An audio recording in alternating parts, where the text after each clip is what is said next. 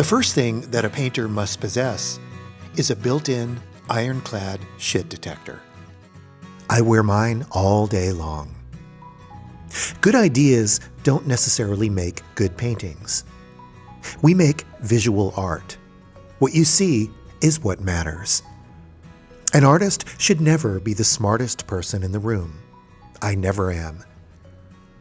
A lot of people think that abstraction is BS. It isn't. It's popular culture's depiction of abstraction that is. You know the type, the fine artist with one eyebrow cocked in front of a white canvas with a dot. However, that would be called non-objective art. The difference is that abstraction still represents reality, but uses reduction or exaggeration to make it less recognizable. Think of Helen Torr or Willem de Kooning. Every work of art is abstracted because the artist must bend the laws of nature to fit the laws of art. In other words, reality is questioned, re-examined, and intensified through the manipulation of color, line, and form. But it is still representational. Non-objective art has no recognizable subject matter at all. It only refers to itself. Think of Ad Reinhardt, John Sennhauser, or P.A. Mondrian. Although you can see the sensuality of the surface if you look closely. Both abstract and non-objective art reward the patient viewer. Don't try to get it, just let it wash over you. When in doubt, remember our prayer. An eye not told what to see sees more. You might be thinking, Bry, I could do that. Yeah, but you didn't.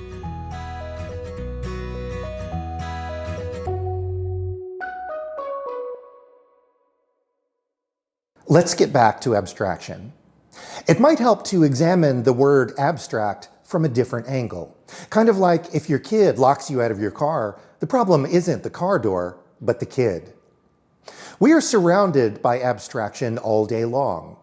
A roadmap, a cookie recipe, a weather report, even concepts like money and freedom are abstract because they simplify information to make it more accessible.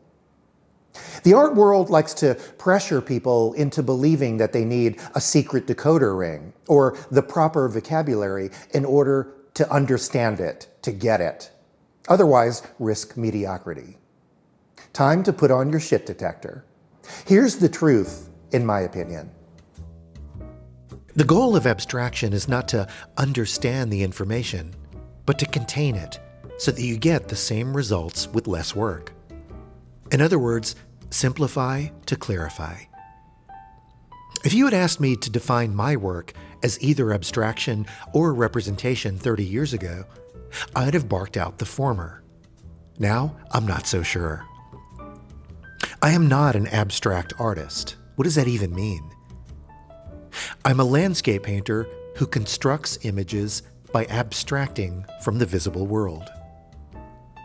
Abstraction is a process, not a style.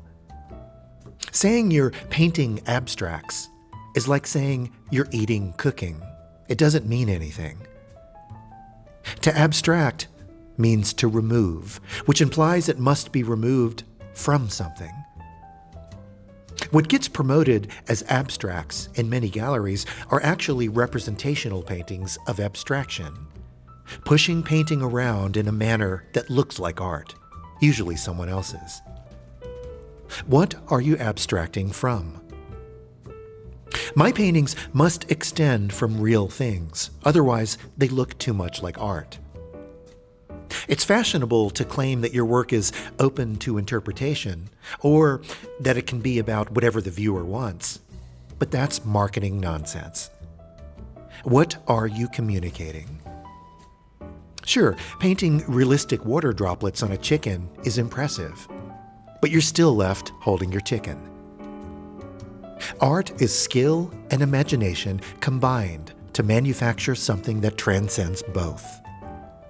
Skill without imagination is a banana duct taped to a wall. Imagination without skill is a banana duct taped to a wall. Skill and imagination in perfect alignment is this. The regionalist painter Marvin Cohn, who was a friend of Grant Wood, said it better. Quote, "The purpose of art is not to reproduce life, but to present an editorial, a comment on life. The artist does not set out to imitate nature. What would be the purpose of that? Let the camera, with its clever mechanism, imitate. Art, such as poetry, music, and painting, is simply a portion of the experience of the artist. When we actually see ideals, they become real to us. Art traces an abstraction and makes it audible or visible. It symbolizes the whole of life. We believe in something we can see." That last line, "we believe in something we can see," has been like a pebble in my shoe for over 30 years. I think about it all the time. Don't tell us, show us. A painting should say, "Hey, over here, I have something to show you." Showing a piece of your heart to another human being is an act of self-compassion because it shows respect for someone else. It says, "I loved you enough to have made this thing for you to see. Come look." I say this all the time. We make ships in bottles, you and me. A painting serves no practical purpose. It doesn't heat homes or purify water. Yet, like a ship in a bottle, a painting's only job is to be the most like itself. In other words, there is no gap between its intention and execution. All it has to do is be eternally in the present tense.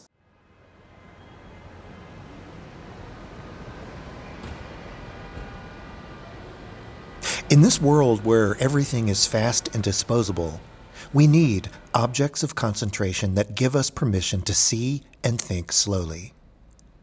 Art has a single message. You are not alone. Someone else loved and lost and made it to the other side. The painting is proof of their survival. Oh, how we need ships and bottles. The world is full of love songs, but there is always room for one more.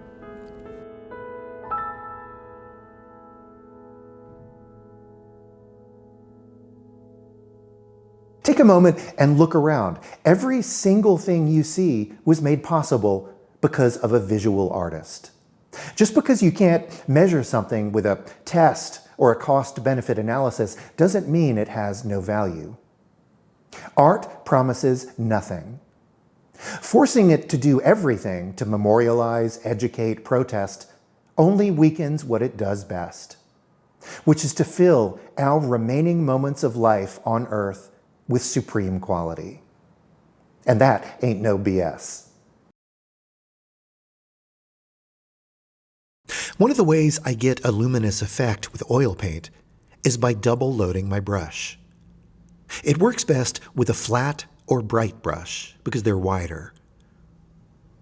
I pre-mix 2 colors on my palette.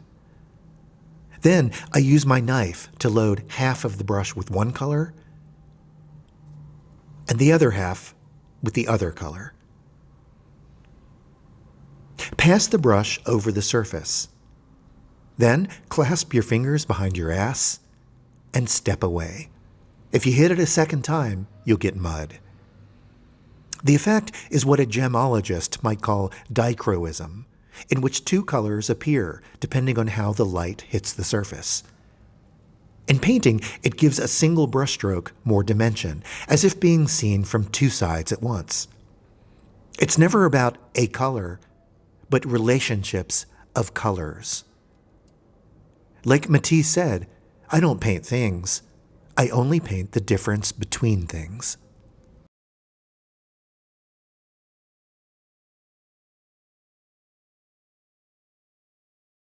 Philip Guston was right when he said, "Painting is impure. We are image makers and image ridden." My paintings are impure because they are the result of a high-speed collision between two art historical references, Luminism and modernism.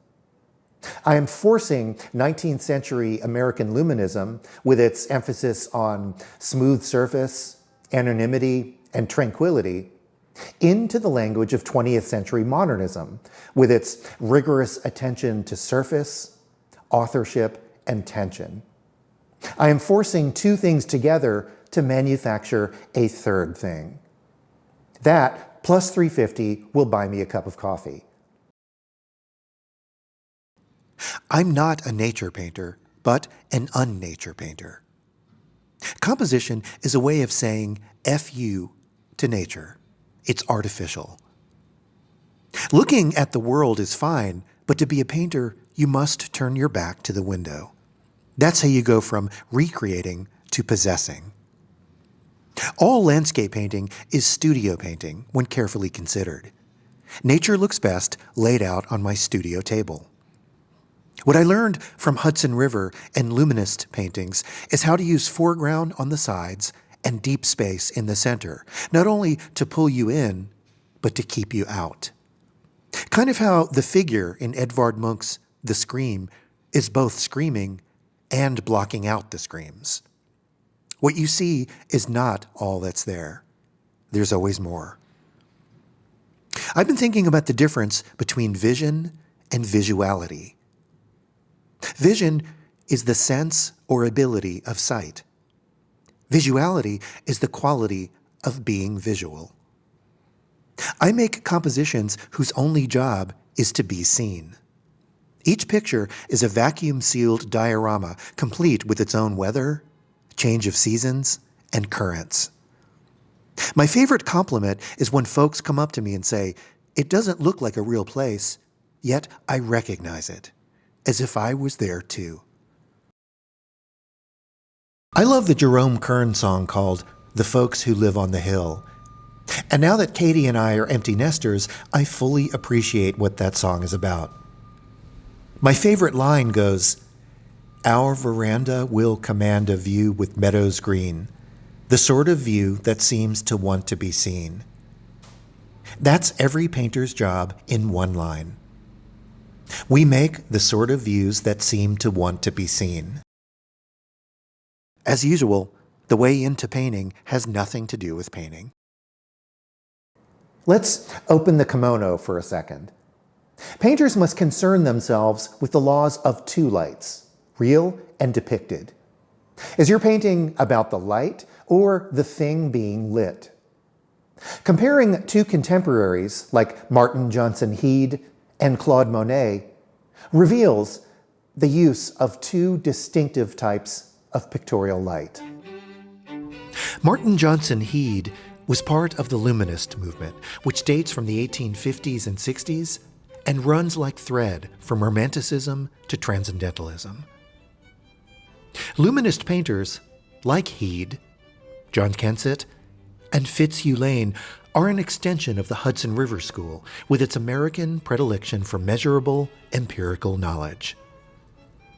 Painters like Frederick Church and Albert Bierstadt created compositions with low sightlines and majestic scale to transmit ideals of exploration, discovery, and the clear morality of a young nation. But where Hudson River painters were operatic, the Luminists were chamber music, with their smaller scale, horizontal compositions, concealment of brushstrokes, and attention to detail. Their surfaces glowed with an almost divine light created through glazes and soft transitions to underscore individuality, intimacy, and transcendence. At the same time, across the ocean, Claude Monet and the Impressionists used light not to reveal form, but obliterate it in favor of a flatter, more democratic picture plane constituted of rapid, staccato brushstrokes. So in summary, American painting is about the poetic sensation of symbolic light, whereas European Impressionism is about the optical sensation of visible light.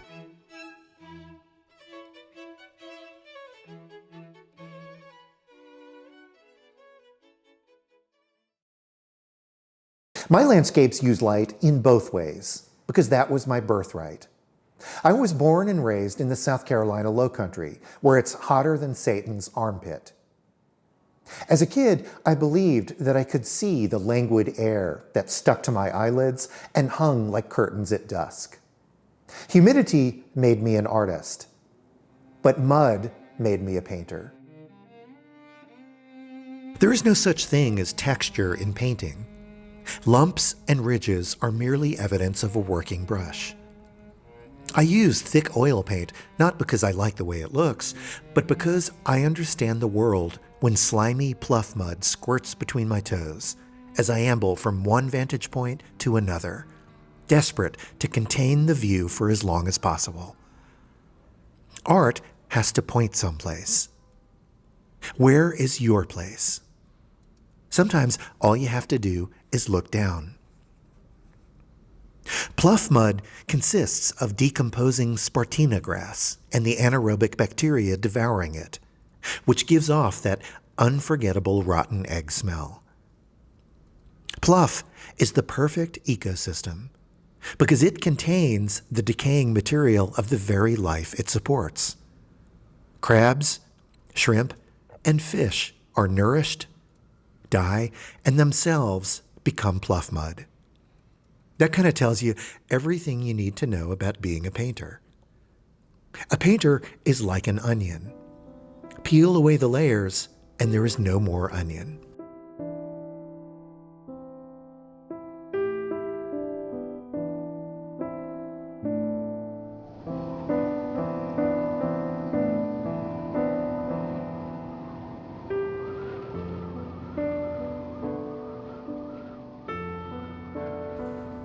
I was doing some residencies down on a sea island near Beaufort, South Carolina, 20 years ago. I asked my hosts for a golf cart so that I could roam all over the island, park in the tall grass, listen to NPR on my shortwave radio, and draw trees. I remember looking out over the marsh under the savage Carolina sun and saying to myself, you know, the only problem with painting is mosquitoes. I was 777 miles from the cutthroat New York art world. There was no anxiety of influence, formalist dialectic, or theoretical constructs. Just clear and present information. Me, a tree, and bugs. To hell with art, I uttered. I was paying attention.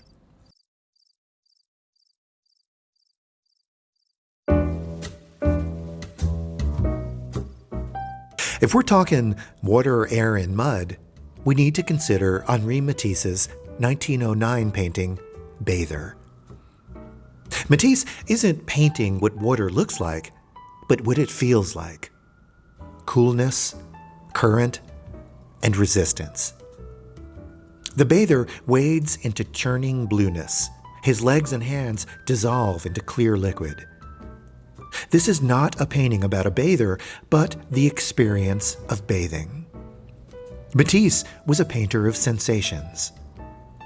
While painting oysters, he famously had to have the old ones removed every 15 minutes and fresh ones brought in, so that his senses were continually awakened with the perfume of the salty sea. So our question is, how do you make something ephemeral feel permanent? How do you make the unremarkable remarkable? The answer? Make everything you see feel felt. The two operative words here are see and feel. To most people, they are two separate senses. To a painter, they are the same. It all depends on your point of view. Kind of like when I was a kid and I saw mini bottles in my father's liquor cabinet for the first time, I started crying because I thought I'd suddenly grown into a giant.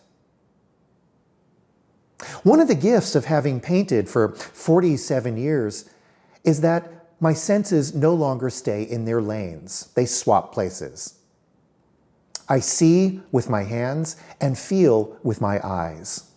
How do you enlist a collaboration between sense and sight? I believe it's by working quickly and not thinking as you paint. If you're thinking as you work, you'll be self-conscious, and anything self-conscious usually sucks. No one cares what you do, I promise. Once you know that, you have total freedom. This is where the difference between an amateur and a professional lies. An amateur has a goal, a professional has a job. The goal of an amateur is to make art. The job of a professional is to manufacture an experience. If you're thinking about art while you work, it will end up looking like someone else's. However, if you envision soap bubbles sliding down your baby's back into bathwater while you work, then you're on to something, because you've just told me something about your heart. Close your eyes and remember a place where you feel the most like yourself. Mark Twain said, "If you tell the truth, then you don't have to remember anything." Your place could be a childhood hideout or your neighborhood diner. Don't analyze the thought. Just let it wash over you. Painting isn't about recreating an experience, but totally possessing one. Oil paint is, and always has been, about possession. Painting presides over a kind of cultural inversion in which an aesthetic encounter replaces a verbal one. I don't want to stand in front of an idea, but a thoughtfully constructed thing that exists separate from myself, which provokes inwardness and brings me aesthetic pleasure. That's how I possess myself in the world at that moment.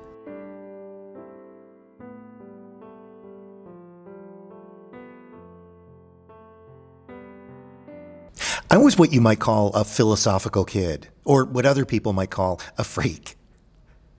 I loved green apple Jolly Rancher candies.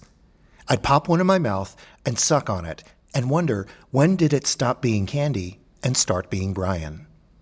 There was a metamorphosis in my mouth. It could not fail. I could count on it. And that certainty filled me with an affection for the world. It still does. A work of art should not have a point of view. When you point fingers in people's faces, it narrows their experience, and they usually end up leaving exactly the same as when they came in. There was no transformation, no chemical reaction. Painting should keep you in a state of receiving. Art brings us back into ourselves by making us unrecognizable to ourselves. We see through someone else's eyes, and we stand in someone else's shoes. Projecting your vitality into something separate from yourself helps you to confront otherness. All great art puts us in this state of poetic externalization because we bear witness to the artist, overhearing him or herself in the moment of creation, as if the work is being created as we look at it. Art was invented the moment one human being drew another on a cave wall in Ice Age France 27,000 years ago. For the first time, we could stare at someone else's face without being implicated. Before, whenever a baby cried, a lover laughed, or a bison got pissed off, it prompted a reaction from the observer. Those cave dwellers probably knew what their faces looked like from reflections in water, but it wasn't until we drew one that we saw ourselves for the first time. Art is participation without implication.